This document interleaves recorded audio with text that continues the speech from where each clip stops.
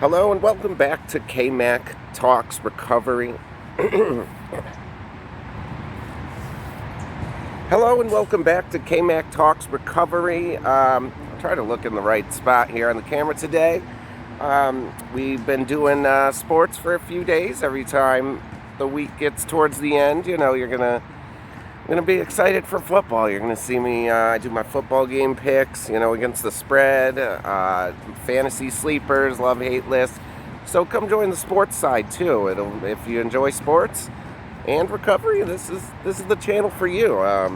So yeah, we're gonna be doing sports a lot too, but it's good to get back into the recovery zone this week. I got a lot of things I need to talk about and work on. So these always help me. It's not just me. I'm definitely not giving advice or anything, maybe suggestions at best, but it helps me also stay clean just by talking, because I'm not seeing no therapist, nothing, so this is my only therapy right here. And you feel like a weight lifted off your shoulders. You feel lighter, if that's possible. I got a gut going here, but yeah, you feel better when you get things off your chest and you literally can talk things through on here. So I enjoy doing this today. I saw slowly the story of my life in using life, addiction life. Each time it kind of got less and less views. You get the point. Basically, I think, is that it was, drugs and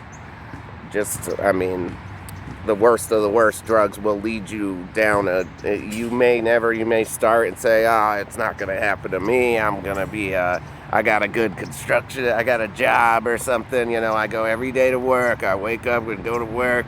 As long as I'm working and making money, I'm going to be a functioning addict. It's not going to happen to me.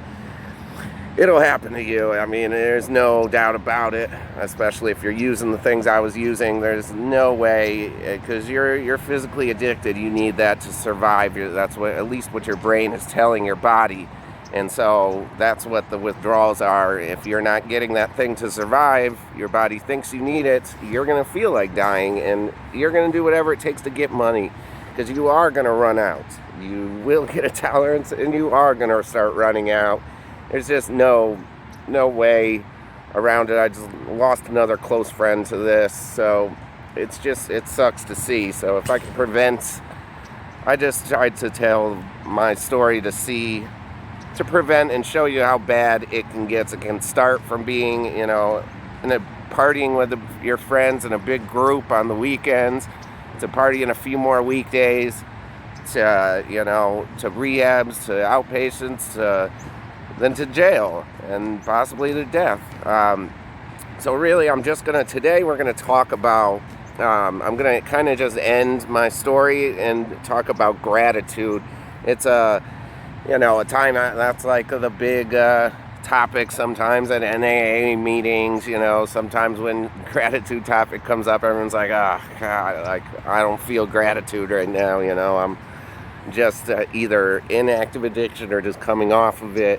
And I don't feel very much gratitude right now about things. My life kind of still sucks. I'm still living with my parents, or I'm broke, or I'm not really. Where's the gratitude? I've ruined my credit or whatever. I've ruined friendships, lost people in my life.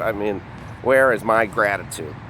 So that's what I struggled with, that same thing, and I still do to this day. I have depression from everything through, I constantly say I ruined my life, my potential, everything. I ruined all this and that, and my life's over as I saw it, and I thought I was going to do all these great things, and I haven't really panned out, so I ruined my life. And what's my gratitude? And I had to be supported a long time, and I lost friends, family members. It's just not the life you expected. So where's my gratitude? What do I have to be truly thankful for?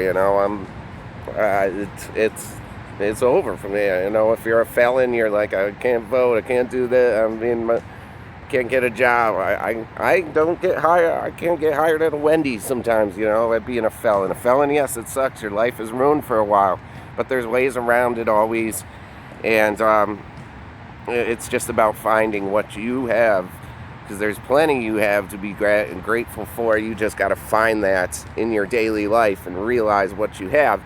And that's what I'm going to kind of blend that with the end of my story, basically. I think like where we basically left off is, you know, the going to jail. The police had came to the hotel room me and my ex-girlfriend were staying at.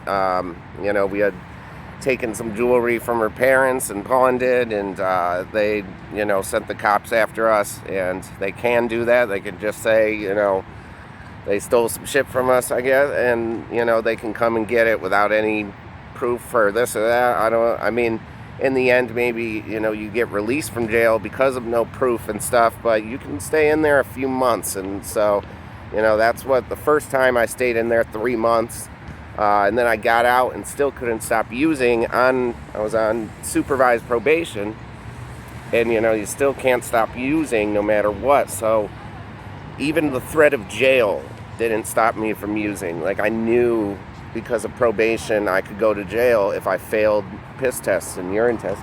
I knew I would go to jail. Like, she told me, if you fail again and stuff, literally people tell you you're going to jail and stuff, and it's still not enough to stop you from using. Isn't that's crazy how strong the drug heroin is. I think when people say cigarettes are as strong as heroin, I really don't think quite that. I don't know, maybe, I guess. I've smoked cigarettes. I like to smoke them on heroin, but they just were a lot easier for me to quit. And I think if I was told, if you don't stop smoking cigarettes, you're going to jail for 6 months, I feel like I'd stop smoking cigarettes pretty quickly. So it's just, I think it's another level that's almost unmatched, maybe by meth or something, but yeah, it takes over everything in your life. It's the most important thing. It even beats out family, friends easy, but it beats out your own freedom too. So that's how crazy of an addiction this is. So that's why I'm just stressing how much this is not to be toyed with. You know, people will die and people will call their dealer looking for that same dope because that's the strongest shit and they know that shit's incredible. So literally they'll give up the chance of life for the drug. I mean, it's almost more important than your own life. That's how crazy it is. You want the same, someone just died and you want that same stuff. It's a crazy thing. And so basically, we'll say the first time I went in for 3 months, I never thought I'd be there. Just scared out of your mind. Like, you know, you think I was there, I would go to jail. Or I've been arrested before. I've been arrested before for like a DUI. I have little arrests. That's not little, but whatever. I had arrests where, you know, I was getting bailed out. I was coming home that night, so you go to the jail station or whatever, and you know, you get fingerprinted and do your shit and be in the holding cell thing. But you knew you were coming home. You weren't about to do a stretch of any sort. So. But this time going in and, you know, you call your parents and stuff and they're in Connecticut, you're in North Carolina anyways, even if it's not that easy to do something, even if they wanted to, you know, that it's freaking nighttime and they're going to try to find a North Carolina bail bondsman. I don't think so. So, you know, you just, you realize, and when they call them and they're at that point where they're so fed up now finally, they're like, we're not helping you. You need this. You need to learn from your lesson. You need to be taught a lesson. And they're at the end of they don't want to see their son in jail. You think they want their son to be in a prison? I mean, no, they don't want him in there. They're not proud or happy or anything, but they're out of ideas and they're at the end of their rope. I mean, they're done with it. They're like, we've tried everything else. Maybe this is what you need to get better. I mean, this is it. Learn your lesson. We got to try this option. And then, so that's something you face. You realize, oh my God, they are about to do this. I'm about to be in jail. And you get back there and it's like, shit, man, I'm here. I'm about to live in this little square with this fucking... I lived with an older man, just stranger. They don't really care who they put you with. It doesn't matter who you're with. They aren't doing like class, do your interests line up, maybe you guys did the same work. Or no, they don't give a shit who you're with, really. And county's even worse, because you could be, at least in prison, they kind of segregate you, but I mean, you could be with a murderer in your first cell. You literally, I mean, it doesn't matter until maybe they classify you a little bit afterwards. They would classify like gangs apart and stuff. But for the most part, if you're not in a gang, they don't classify you too much. Just your level of crime, I guess. So yeah, if you're on a lower... A lot of the drug addicts do get placed with other drug addicts, but that definitely doesn't make it better, because most of the drug addicts that are in jail aren't up on their hygiene, and you have to.